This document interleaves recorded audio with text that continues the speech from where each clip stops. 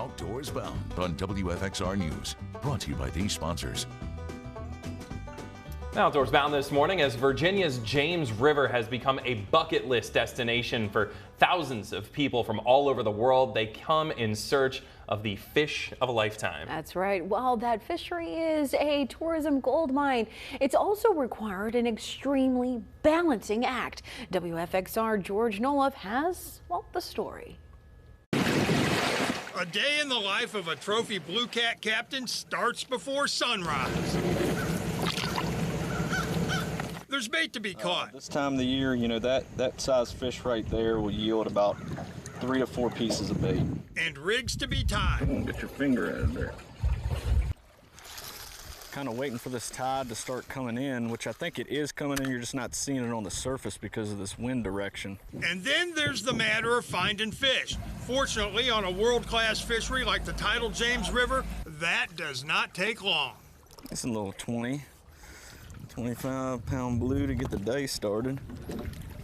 Adam Cook of Nautical Pride Charters makes his living chasing the giants of the James, blue catfish. Sometimes they will breach out of the water just like a marlin would. I mean, it's really a sight to see. These fish are very athletic.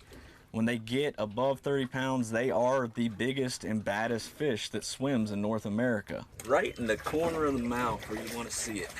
Cook's livelihood depends on trophy blues, but blue catfish are not natives, and their numbers are exploding, having an impact on the biology and ecology of the James. That's forced fishery managers into a delicate balancing act, preserving a trophy fishery worth tens of millions of dollars while trying to control numbers of smaller fish to keep the biomass where it should be.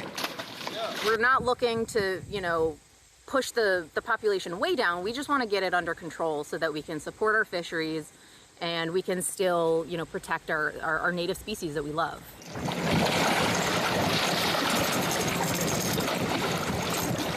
Among other things, that means encouraging harvest of smaller blue cats. They're really tasty, and if you haven't tried them already, I would encourage folks to try it. They're surprisingly good.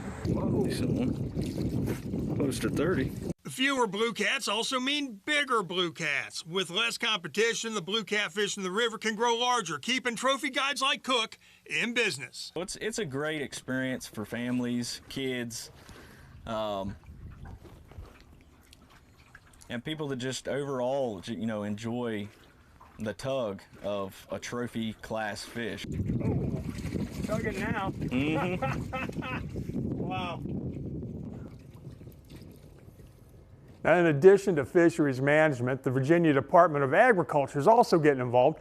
VDAC's supporting development of a commercial blue catfish industry on the James, and that could further help control blue catfish numbers to ensure the long-term success of that trophy fishery.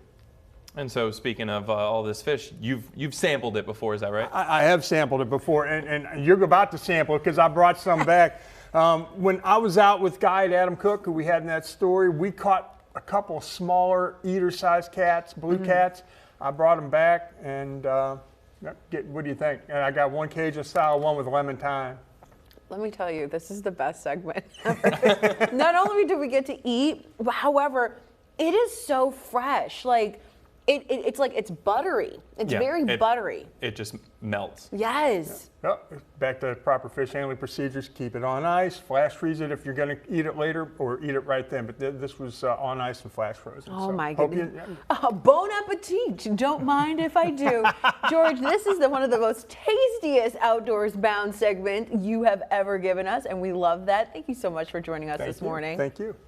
This is good.